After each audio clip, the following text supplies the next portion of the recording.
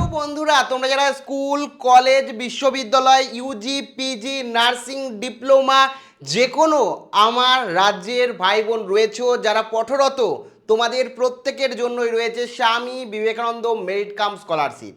Swami Vivekananda merit cum স্কলারশিপের আবেদন প্রক্রিয়া কবে থেকে চালু হচ্ছে, কতে তোমরা টাকা পাবে, কারা কারা আবেদন করতে পারবে, এবছরের নতুন নিয়ম কি Swami Vivekananda merit cum scholarship পাওয়ার, আর এবং কোন ছাত্রছাত্রীরা স্বামী বিবেকানন্দ স্কলারশিপ পাবে না, কি কি ডকুমেন্টেশন লাগবে, এ সমস্ত তথ্য অর্থাৎ Swami Vivekananda merit cum scholarship নিয়ে এ টু জেড বিস্তারিত তথ্য এই ভিডিওতে তোমাদের সঙ্গে আলোচনা করব। কাজে এই ভিডিওটি প্রথম থেকে শুরু করে শেষ পর্যন্ত ওয়াচ করো। ভিডিওটি ভালো লাগলে অতি অবশ্যই একটি লাইক প্রদান করো। আমাদের পরিবারের সদস্য না হয়ে থাকলে সাবস্ক্রাইব বাটনে ক্লিক করে বেল আইকনে ক্লিক করে অল নোটিফিকেশনে ক্লিক করে আমাদের পরিবারের সদস্য হয়ে ওঠো। দেখো, সবার প্রথমেই তোমাদের প্রত্যেককে জানিয়ে রাখি, Swami Vivekananda merit cum scholarship রাজ্যের সবথেকে বড় সরকারি স্কলারশিপ, যেখান থেকে প্রচুর ছাত্রছাত্রী বলতে পারো তুমি প্রত্যেকে এই সুবিধা ভোগ করতে পারে। এবং যারা যারা আবেদন করে তারা প্রত্যেকে এই স্কলারশিপ থেকে 10,000 থেকে 96,000 টাকা পর্যন্ত পেয়ে যেতে পারে। একে একে স্টেপ বাই স্টেপ তোমাদের সাথে সম্পূর্ণটা আলোচনা করব, যাতে তোমাদের কোনো ডাউট না থাকে। তার আগে যারা এখনও পর্যন্ত লাইক করে দাওনি তাদেরকে অনুরোধ করব অবশ্যই একটি লাইক প্রদান করো এবং ভিডিওটা বন্ধুদের সাথে শেয়ার করে দিও। তো প্রথম যে বিষয় সেটা হচ্ছে কারা আবেদন করতে পারবে।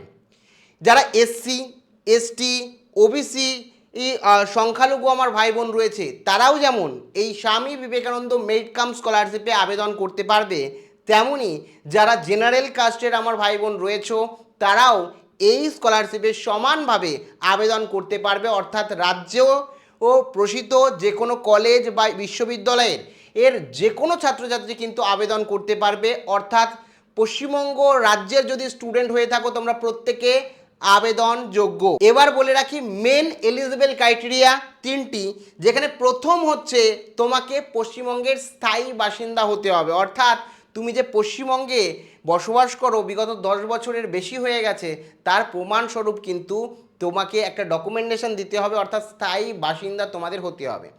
দ্বিতীয় যে আর এলিজিবল ক্রাইটেরিয়া সেটা হচ্ছে তোমাকে কিন্তু এর আগের বছর যে পরীক্ষা দিয়েছো সেটা মাধ্যমিক হোক, উচ্চ মাধ্যমিক হোক, আন্ডার গ্র্যাজুয়েশন হোক, পোস্ট গ্র্যাজুয়েশন হোক বা নার্সিং যে কোনো সেমিস্টারের হোক না কেন, শেষ যে পরীক্ষা দিয়েছো সেখানে যদি 60% তুমি নাম্বার পেয়ে থাকো তাহলে কিন্তু তোমরা এলিজিবেল। এবার 60% না পেয়ে 53% পেলেও তোমরা এলিজিবেল।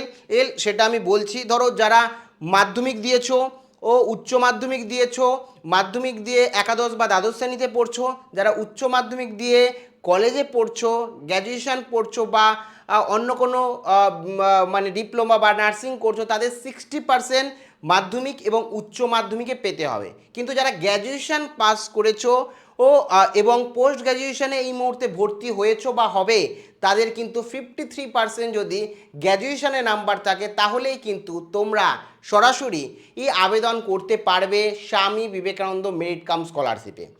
এবার বলে রাখি এই স্বামী বিবেকানন্দ মেরিট কাম স্কলারশিপের তৃতীয় এলিজিবল ক্রাইটেরিয়া সেটা হচ্ছে তোমাদের অ্যানুয়াল ফ্যামিলি ইনকাম 2.5 লক্ষ টাকার কম হতে হবে।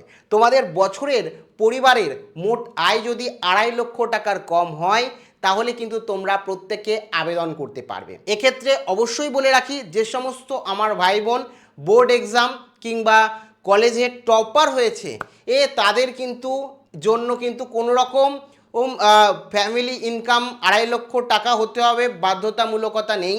অর্থাৎ তোমাদের ফ্যামিলি ইনকাম যাই হোক না কেন তোমরা প্রত্যেকে আবেদন করতে পারছো। বাদ বাকি যারা টপার নও, র্যাঙ্কর নও, তাদের কিন্তু তৃতীয় এলিজিবল ক্রাইটেরিয়া প্রযোজ্য, মানে ফ্যামিলির অ্যানুয়াল ইনকাম 2.5 লক্ষ টাকা হতে হবে। এটা তো গেল এলিজিবল ক্রাইটেরিয়ার কথা।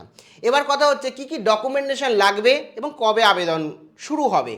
তো এক্ষেত্রে বলে রাখি ডকুমেন্টেশন তোমাদের যেটা লাগবে সেটা হচ্ছে প্রথম যে তুমি স্থায়ী পশ্চিমবঙ্গের বাসিন্দা তার প্রমাণস্বরূপ তোমাকে একটা আধার নিজের বা একটা ডকুমেন্ট দিতে হবে ফটো আইডেন্টিটি প্রুফ হিসাবে।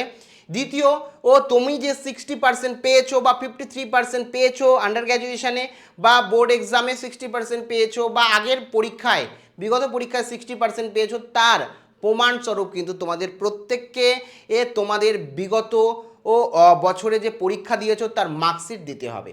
3 নম্বর যে ডকুমেন্টেশনটা তোমাদের লাগবেই সেটা হচ্ছে তোমরা যে এখন কলেজে অ্যাডমিশন নিয়ে নিয়েছো বা যারা পোস্ট গ্র্যাজুয়েশন অ্যাডমিশন নেবে সেই অ্যাডমিশনের রিসিপ্ট কিন্তু তোমাদের দিতে হবে, যে অ্যাডমিশনের প্রুফ তোমাদের দিতে হবে, অ্যাডমিশনের রিসিপ্ট অর্থাৎ তোমরা যে টাকা পেমেন্ট করে যে কলেজে ভর্তি হয়েছো তার ফি রিসিপ্ট দিলেই কিন্তু তোমাদের হবে।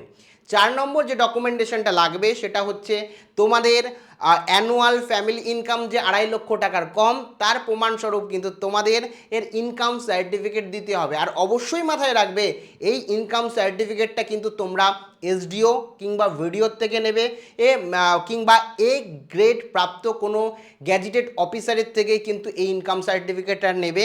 সেক্ষেত্রে কিন্তু তোমাদের কোনো রকম অসুবিধা হবে না স্কলারশিপ পেতে, কারণ ইনকাম সার্টিফিকেটটাও কিন্তু খুব একটা ম্যাটার করে।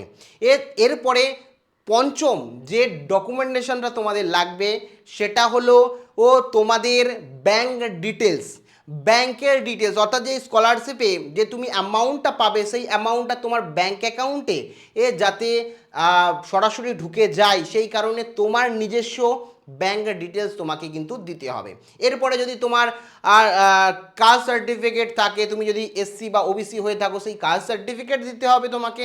এই সমস্ত ডকুমেন্ট দিয়ে তোমরা কিন্তু অনলাইনে সরাসরি স্বামী বিবেকানন্দ মেরিট কাম স্কলারশিপে আবেদন করে তোমরা কিন্তু স্কলারশিপের অ্যামাউন্ট পেতে পারো, যেটা তোমার শিক্ষাক্ষেত্রে তুমি কাজে লাগাতে পারো। তো এখন কথা হচ্ছে এই স্কলারশিপের আবেদন প্রক্রিয়া এবছর কবে থেকে শুরু হবে। বিভিন্ন বছরের যদি ট্র্যাক রেকর্ড দেখি তাহলে কিন্তু সেপ্টেম্বরে আমাদের স্কলারশিপের আবেদন প্রক্রিয়া প্রায় শুরু হয় না বললেই চলে। তো বেশিরভাগ ক্ষেত্রেই দেখা গেছে যে অক্টোবর কিংবা নভেম্বর, যেমনটি আগেরবার শুরু হয়েছিল, তো অক্টোবরেই সম্ভবত এই স্কলারশিপের আবেদন প্রক্রিয়া শুরু হবে। যদি খুব বেশি হয় তাহলে নভেম্বরে কিন্তু স্কলারশিপের আবেদন প্রক্রিয়া শুরু হবে এবং তোমরা জানুয়ারি কিংবা এখন খুব তাড়াতাড়ি তোমাদের টাকা ডিসবার্স করে দেওয়া হয়, অর্থাৎ তোমাদের টাকা দেওয়া কিন্তু ডিসেম্বর কিংবা জানুয়ারি থেকেই শুরু হয়ে যাবে। তো কাজেই তোমাদের প্রত্যেকের কাছে অনুরোধ করব, যারা 60% পেয়েছো রীতিমতো 11-12 বা পড়ছো বা কলেজে পড়ছো, গ্র্যাজুয়েশন পড়ছো, আন্ডার গ্র্যাজুয়েশন, তারা আবেদন করো। যারা 53% পেয়েছো পোস্ট গ্র্যাজুয়েশনে পড়ছো আবেদন করো, বা যে কোনো ফিল্ডের যে কোনো ছাত্রছাত্রী, ডক্টর থেকে শুরু করে নার্সিং থেকে শুরু করে মানে এমবিবিএস থেকে শুরু করে ইঞ্জিনিয়ারিং থেকে শুরু করে প্রত্যেকটি ছাত্রছাত্রীর জন্যই এই স্কলারশিপ। কাজে প্রত্যেকে আবেদন করো, অবশ্যই প্রত্যেকে এই স্কলারশিপ থেকে অ্যামাউন্ট পেয়ে যাবে। যেটা বললাম এক একটা ছাত্রছাত্রীর জন্য এক একটা অন্য একটা ভিডিওতে ডিটেলসে বলে দেবো।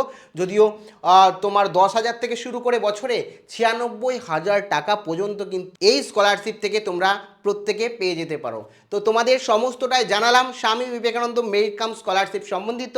এখনও যদি কোনো রকম জিজ্ঞাসাবাদ থাকে অবশ্যই তোমরা কমেন্ট সেকশানে কমেন্ট করে জানাতে ভুলো না। প্রত্যেকে ভালো থেকো এবং ভিডিওটা বন্ধুদের সাথে শেয়ার করো।